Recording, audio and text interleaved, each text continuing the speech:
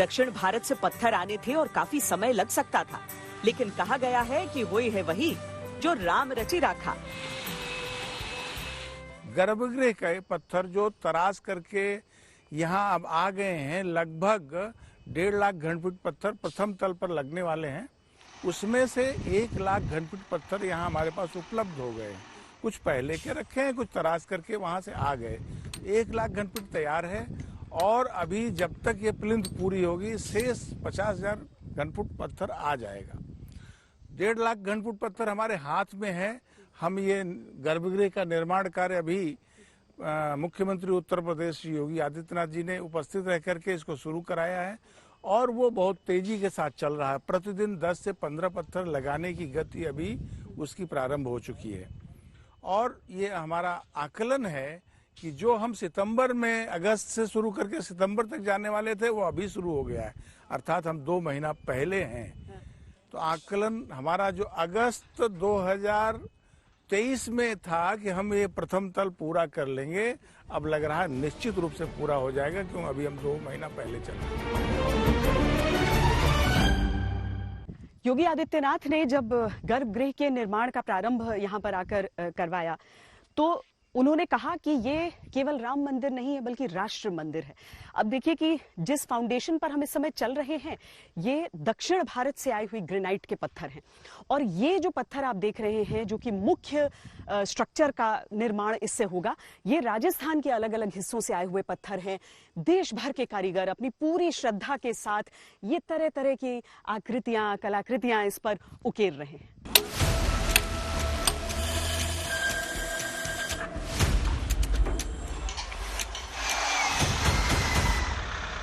सामान्य जो यहाँ मजदूर काम कर रहा है उसके अंदर भी इतनी ऊर्जा है, किसी को उसको गाइड करने की जरूरत नहीं। आप एक बार बता दीजिए, वो काम करने के लिए तैयार है। यहाँ सामान्य पत्थरों में छेद करने वाले जो कारीगर बाहर से आए हुए हैं उनको दूसरा काम कुछ दिखता नहीं। कैसे आज 120 पत्थर लगना है, वो 120 पत्थर कैसे तैयार हो जाए, कल हमारे पास पत्थरों की कमी ना हो, उस काम में लगे हैं। किसी को पूछने की जरूरत नहीं है। भगवान का काम सब अपना काम मान करके कर रहे हैं। मंदिर के मुख्य आधार के लिए 7 लेयर का प्लिंथ बनाना भी कम चुनौतीपूर्ण नहीं था, क्योंकि तय ये किया गया कि मंदिर के निर्माण में लोहे की एक कील भी नहीं लगेगी।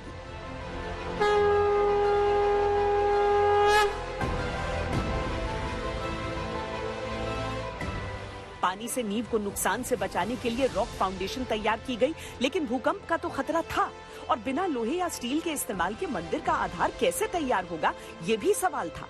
क्योंकि मंदिर निर्माण समिति का संकल्प है कि मंदिर 1000 साल तक सुरक्षित रहे।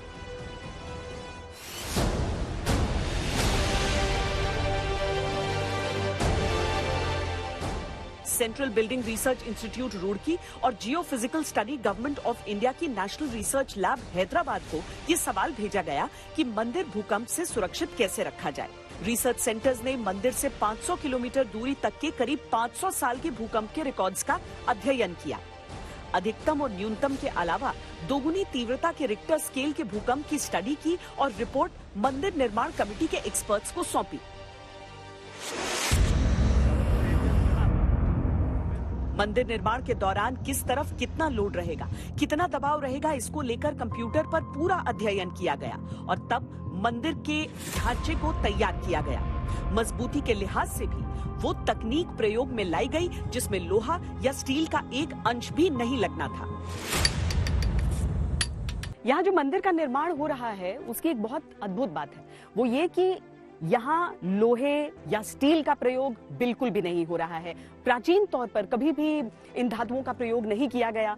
लोहे का प्रयोग इसलिए नहीं किया गया क्योंकि एक नकारात्मकता उससे जोड़ी जाती है। तो देखिए शिलाओं में इस तरीके से ऐसे छेद किए जाते हैं और उसके बाद इन्हीं पत्थरों से उसका जुड़ाव बनाया जाता है। ये जब उसके भीतर डाला जाएगा तो ऊपर का जो निकला हिस्सा है वो इसके ऊपर जब दूसरे पत्थर को फिट किया जाएगा तो उसे जोड़ने का काम करेगी।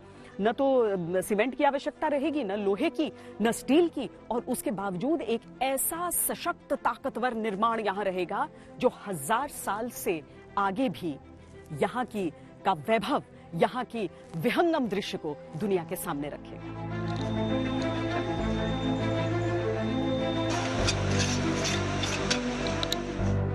शिला में छेद करके उसे दूसरे पत्थर के साथ फंसाकर लगाना एक अद्भुत प्रयोग था, लेकिन मंदिर के लंबे समय के स्थायित्व और भूकंप जैसे खतरे से बचाने के लिए यही सबसे कारगर विधि तय हुई। ये वहां पर इसका काम हो रहा है सर। ये जो इसमें हमने दो आप देखेंगी होल्स जो किए हुए हैं, ये सीयर की का काम है। एक ब्लॉक के ऊपर जब दूसरे ब्लॉक को रखते हैं तो एक सीयर की इसमें रखा जाता है, सेम ग्रेनाइट मटेरियल का जो दिख रहा है वो इसको रखते हैं। इसके ऊपर से दूसरा वाला भी ब्लॉक इसमें आकर के इंस्टॉल हो जाता है, तो ये सीयर का काम करता है। दो ब्लॉक को एक दूसरे से इंटैक्ट करके रखता है। अच्छा, तो ये इसमें से जो निकल रहा है ये ग्रेनाइट का ही ब्लॉक है। तो इसके अंदर ये डाला जाता है और उसके ऊपर दूसरा जिसमें आप ये होल आकर के इसमें लग जाएगा, ताकि तो उसका जो इंस्टॉलेशन का जो पोजीशन है वो भी कंट्रोल होता है और ये काम करता है अपने सीयर का। जो फ्लेक्चरल लोड वगैरह कोई आए तो उसको रोकने के लिए भी ये अपना एक तो सेल्फ वेट से ही ये पूरा ये अपनी जगह पे रहता है, ऊपर से ये सपोर्ट करता है। पत्थरों को भी किसी मजबूत कड़ी की तरह फिट करना भी आसान नहीं था। अगर पारंपरिक तरीके से काम किया जाता तो कई बरस लग सकते थे।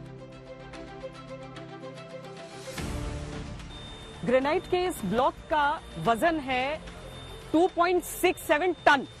कितना भारी भरकम है, लेकिन उपकरण कुछ उस तरह के हैं। ये एक वैक्यूम तरीके से किसी भी चीज को उठाने के लिए इस्तेमाल होता है, यानी वैक्यूम क्रिएट करता है और उठा लेता है। और देखिए सभी इस तरफ इसे लेकर आ रहे हैं और इसे यहां पर लगा दिया जाएगा। ये फाउंडेशन का जो निर्माण चल रहा है उसी कड़ी में है। 17,000 इस तरह के जो ब्लॉक्स हैं वो लगने हैं। कुल 17,000 ब्लॉक्स लगने हैं। अभी तक लगभग 5,500 ब्लॉक्स लगे हैं और कुल 7,000 यहां पर अभी तक आ चुके हैं। ये जब पूरे ब्लॉक्स लग जाएंगे उसके बाद फाउंडेशन का निर्माण उसके साथ ही पूर्ण हो जाएगा। तो इस तरह बिना किसी धातु की मदद केवल पत्थरों से मंदिर का आधार तैयार हो रहा है। वैसे निर्माण में लोहा न उपयोग करने का एक कारण वैज्ञानिक था तो दूसरा आध्यात्मिक भी रहा। तो लोहे का प्रयोग क्यों नहीं? तो इसको हम स्टेबिलिटी, स्ट्रक्चरल स्टेबिलिटी एनालिसिस बोलते हैं जी इंजीनियरिंग में जी। ये इसका किया गया है जी। और लोहे का इस्तेमाल इसलिए नहीं है कि वास्तुशास्त्र के अनुसार लोहा एक निगेटिव धातु माना गया। ठीक है। जो यहाँ आने के बाद में जो वाइब्रेशन आपके मन में आनी चाहिए दर्शन के बाद में या दर्शन के समय, अच्छा, वो पॉजिटिव चीजें उसमें नहीं है। अगर कॉपर का हम इस्तेमाल करते तो कॉपर को या सिल्वर को पॉजिटिव माना गया है। ठीक है।